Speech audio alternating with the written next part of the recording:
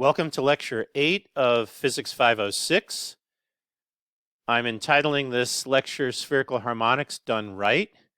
I have to tell you at the outset, this is really one of my favorite lectures. This is a technique that I worked out with another person, Mark Weitzman, about 2 or 3 years ago. And I think it's really a much better way of understanding what spherical harmonics really are and how you actually calculate spherical harmonics. So let's just dive in and get started. Recall from last time that we worked out that the coordinate state, eigenstate that is at an angle theta and an angle phi is given by e to the minus I phi Lz over h bar, e to the minus I theta Ly over h bar, acting on the north pole state, which we wrote as theta equals 0, phi equals 0. Now recall what this means. This means that I take the north pole, I rotate it by an angle theta about the y-axis, which means I rotate in the xz plane down to an angle theta relative to the z-axis. And then I rotate about the z-axis, so rotating in the xy plane, by an amount phi to get to the direction theta phi. And of course, that's the standard way that we define spherical coordinates, with a theta and phi in the physicist way, the theta being the angle relative to the z-axis and the phi being the angle in the xy plane. Now, the spherical harmonic is simply defined to be the overlap of this state that's pointing in the direction theta phi with our angular momentum state Lm. And remember, that state Lm, we worked out the algebra. We didn't work out the algebra. I'm sure you've worked that algebra out before. I summarized the algebra of that for you in the previous lecture. So it's the overlap of this bra with this ket. So we just plug in the definitions of the bra and of the ket. So for the bra, I'm going to plug in that north pole state, theta equals 0, phi equals 0, e to the I theta Ly over h bar, e to the I phi Lz over h bar. The signs change because I took the Hermitian conjugate, and the order changes because I took the Hermitian conjugate. As you like, the Ly always appears next to the bra or the ket, and the Lz is always the outermost one. Now, Lz acting on the state Lm, well, it's an eigenstate of Lz. Lz acting on Lm is just h bar m times Lm. So that operator, e to the I phi Lz over h bar, when it acts on the state Lm, I replace the Lz by h bar over m. The h bars cancel, and I'm just left with e to the I m phi. That's a number. I can pull that out of the expression. So we've just gotten rid of one of the two operators. Now for the second operator, what I'm going to do is I'm going to put in a completeness summation over angular momentum states.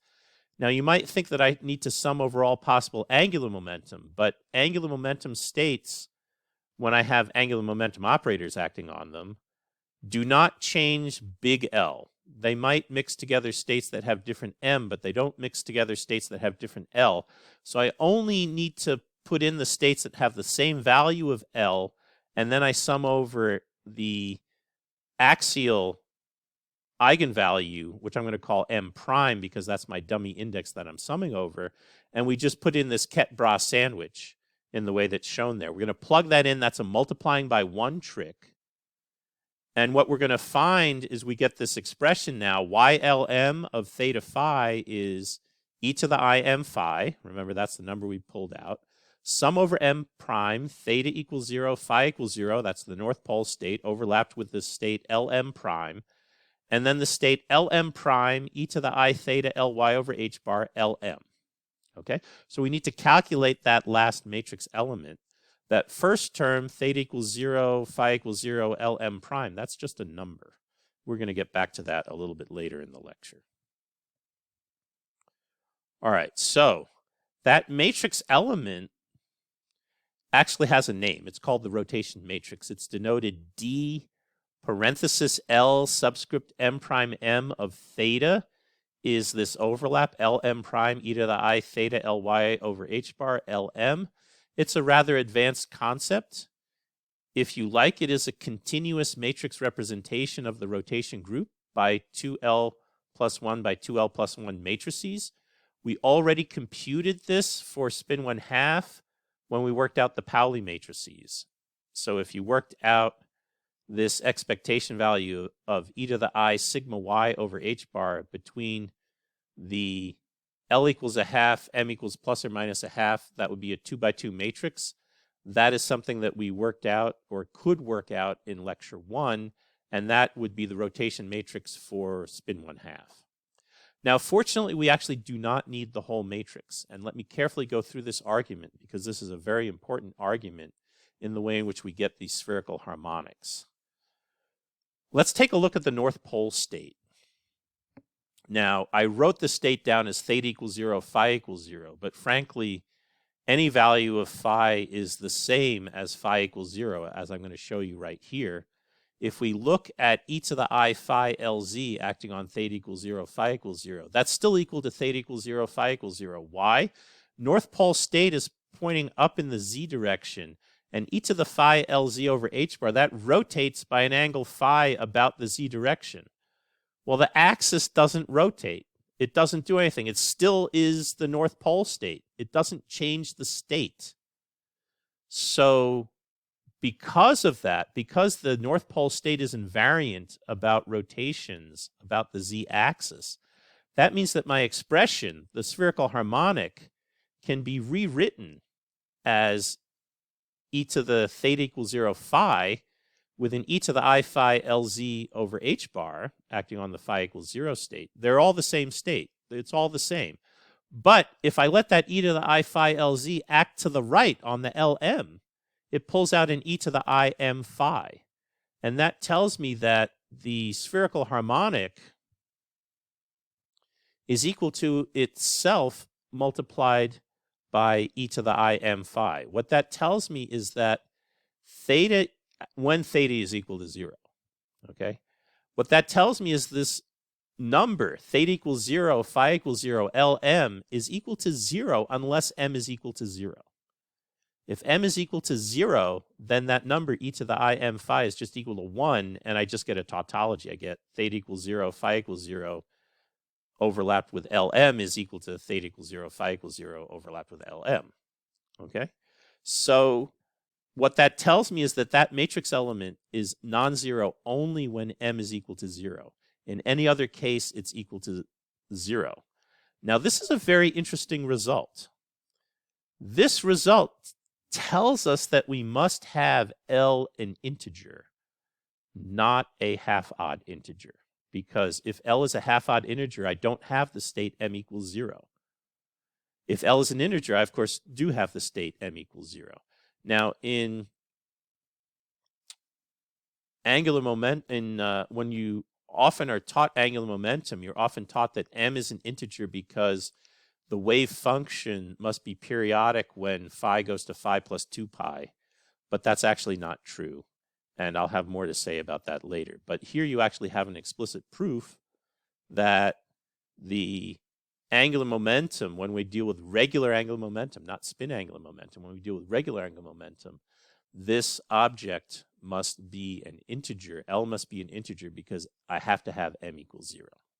That has now been settled. That means the sum over m prime gets just replaced by the term where m prime equals 0. So we're going to just have theta equals 0, phi equals 0, L equals 0, m equals 0. That's just a number. That's our normalization constant. I have the e to the I m phi out front. And then I have this matrix element I have to calculate. L, m equals 0, e to the I theta Ly over h bar, Lm. Here's where we're going to use exponential disentangling.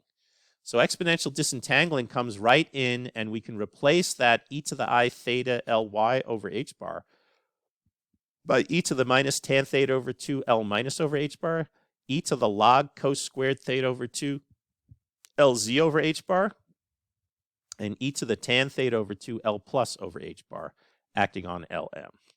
Now we have to recall what L plus over h bar acting on Lm is. It's the square root of L minus m, L plus m plus 1 times Lm plus 1. And L minus over h bar acting on Lm is square root of L plus m, L minus m plus 1 acting on the state Lm minus 1. Let's now expand that first exponential in a power series. E to the tan theta over 2 L plus over h bar, that's just the sum n equals 0 to infinity. Tan theta over 2 divided by n raised to the nth power divided by n factorial multiplied by L plus over h bar raised to the nth power. Now, when L plus over h bar raised to the nth power acts on Lm, it's going to equal 0 if n is bigger than L minus m. That's because I can only raise the state Lm up to the point where m is equal to L. If I try to raise it further, I annihilate the state. So L plus acting on the state L, m equals L is equal to 0, which means that that summation only goes up to L minus m. Okay. Now, when m is less than, or when n is less than or equal to L minus m, we just have to work out what happens. But we know what happens is every time an L plus hits, I get a square root of L minus m plus 1 times an L plus m. And then the L increases by 1 unit. M goes to m plus 1. So if we look at all of the possible cases, you see that that's going to keep increasing. So I'm going to use that n index. And I'm going to have now a product of those different square root factors for each value of n, and r is going from 1 out to n, so I get all of those different terms multiplying there. So when L plus acts 1 time, I get 1 square root factor. When L plus acts 2 times, I get 2 square root factors. When L plus acts 3 times, I get 3 square root factors, and so forth. And that's summarized by this product sign r equals 1 to n, L minus m minus r plus 1, L plus m plus r. It's starting from r equals 1 and goes up to r equals n. Okay? All right. So that's now gotten the evaluation of the first term on our state, the initial state Lm. Now I can immediately operate e to the log cosine squared theta over 2 Lz over h bar onto this, because each of those states is the eigenstate of Lz. Lz acting on that state is just equal to n times Lz over h bar acting on the state is just equal to n times that state. So I'm going to get cosine theta over 2 raised to the 2m plus 2n. All right, so that was easy. Now we have to operate that lowering operator as an exponential. Again, we write that as a power series, but because we're multiplying by L m equals 0 on the left, we only have to include the term where n prime is equal to m plus n, because I have to bring that state down from m plus n all the way to 0. Now, since n prime must be bigger or equal to 0 in that expansion, because it's the expansion of an exponential, n must be at least as large as minus m. It can't be smaller than minus m. All right, so we put that together. We now have this summation. N is equal to the maximum of 0 or minus m. And it goes up to L minus m. And I have this minus tan theta over 2 raised to the m plus n power divided by m plus n factorial. And I have the L plus acting on that, the L minus over h bar acting on that state L m plus n.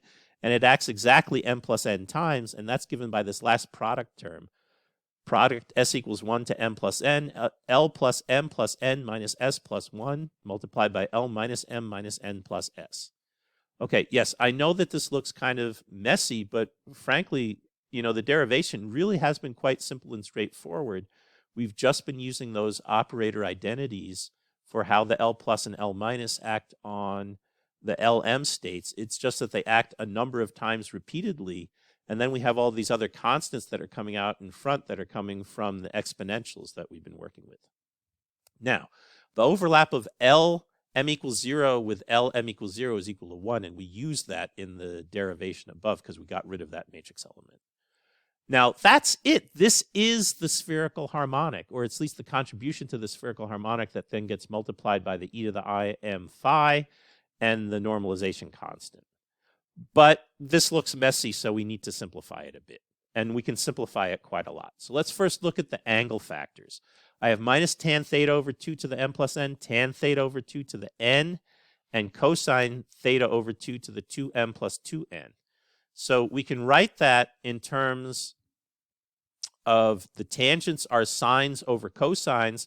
I have enough cosines to actually cancel every 1 over sine, and I still have some cosines left over. So that cosine 2m plus 2n, I remove the m plus n,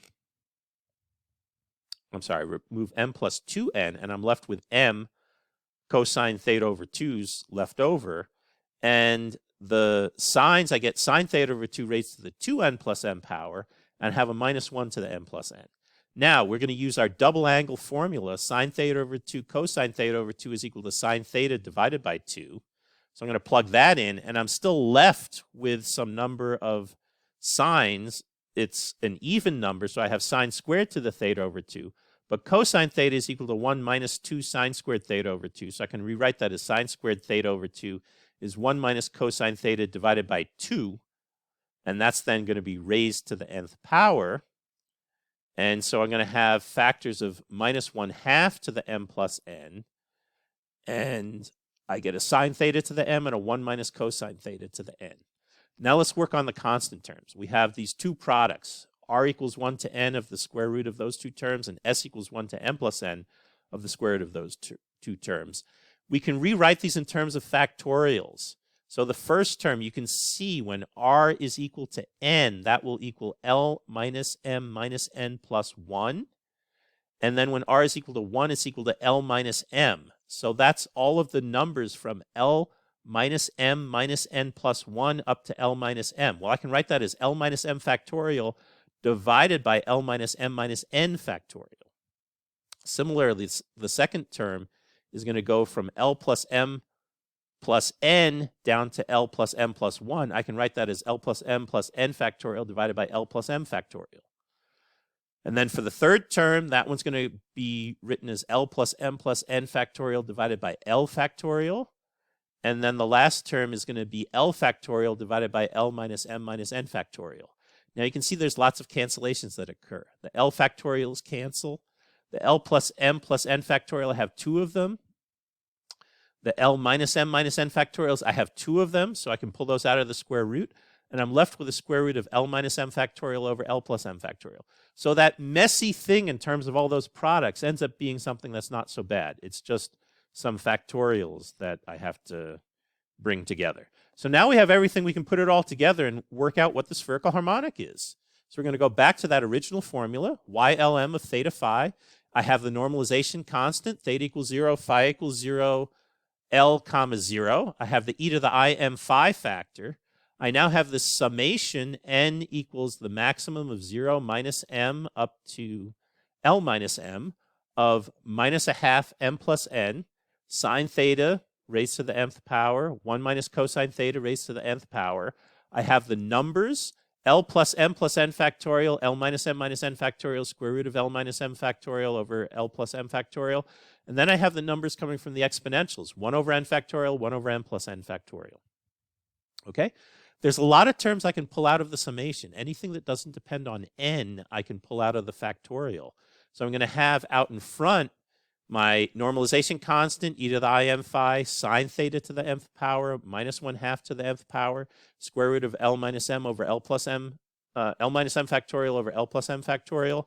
And then inside my summation, I have that minus 1/2 to the n, 1 minus cosine theta to the n, L plus n factorial over L minus m minus n factorial divided by n factorial divided by m plus n factorial. Okay, in essence, now we're finished. That is what a spherical harmonic is. But unfortunately, peer pressure tells us that we have to go and relate this in terms of the work of dead French and German mathematicians. So we're going to want to work on this a little bit more and get it into a form that has been worked on by famous mathematicians, in particular, in this case, by Legendre. So there's something called a associated Legendre polynomial, PLM of cosine theta, which is written as 1 over 2 to the m, sine theta to the m, sum n equals 0 to L minus m minus n, minus 1 to the n, L plus n factorial, divided by L minus n factorial, m plus n factorial, 1 minus cos theta over 2 to the nth power. Now, that is very similar to what we derived up here. Okay, in fact, I can actually just pull that right out. And we're going to be working now with the case where m is bigger than or equal to 0. And you find that YLM of theta phi is just e to the I m phi minus 1 to the m, square root of L minus m factorial over L plus m factorial, the associated Legendre polynomial PLM of cosine theta multiplied by the normalization constant. Now this is looking closer to what you've probably seen before for the spherical harmonic.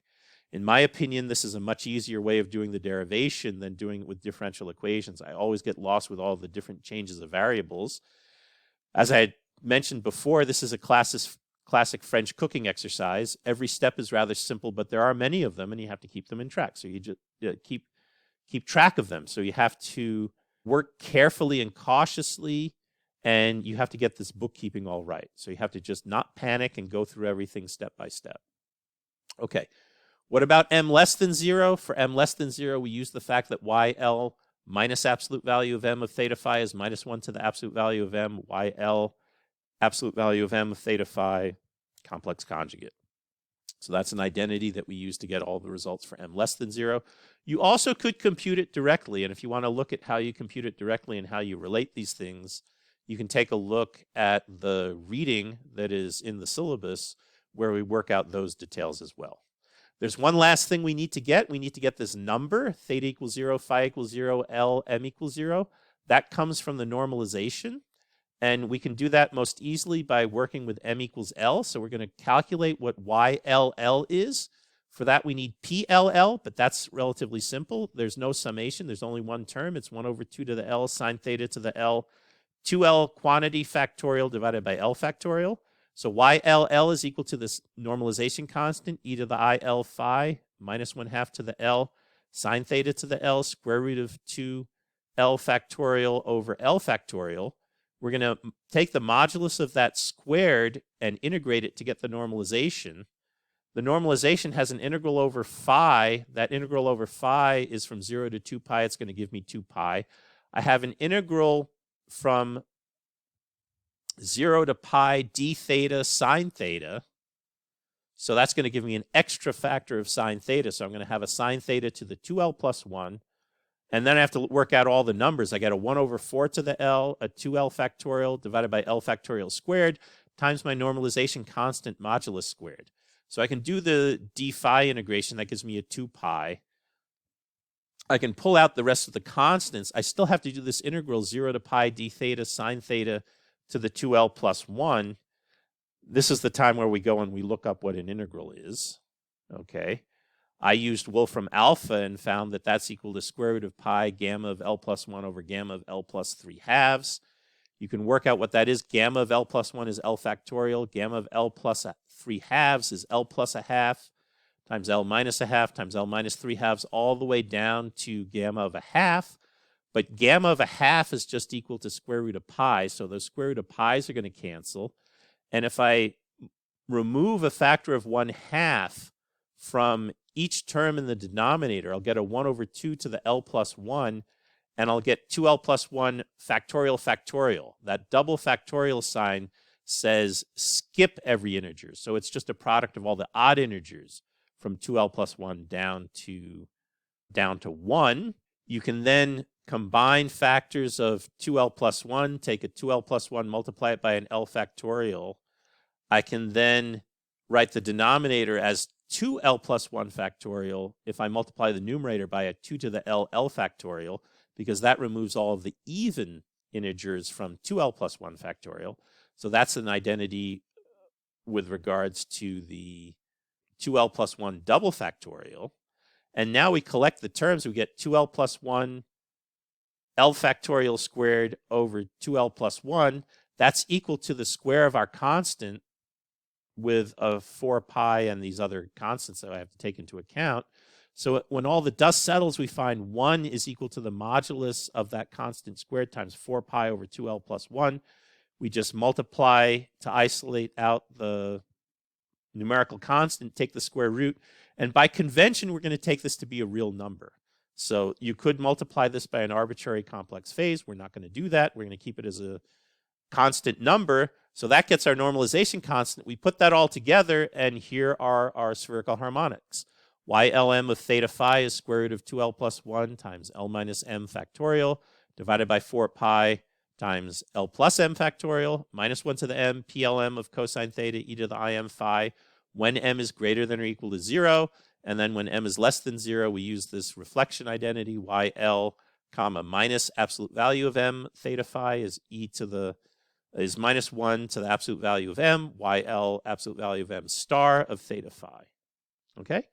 And that's it. We're done. We've gotten the spherical harmonics. We've worked all the way through it. And notice we did it all with operators. We did not do anything that involved differential equations.